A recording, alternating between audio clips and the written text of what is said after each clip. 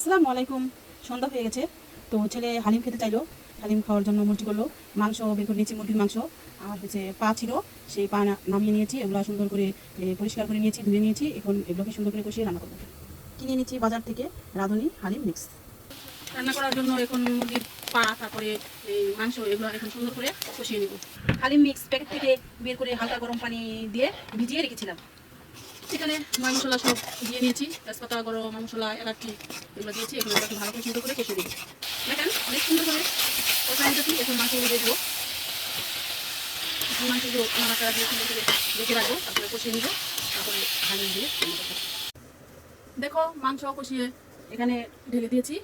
একটা পাতিলে বসিয়েছি, কারণ হালিম অনেকটি, এক প্যাকেট দিয়েছি। তারপরে আবার লগে বেসন দিয়েছি, হালিমগুলো একটু মজা হবে, সে কারণে।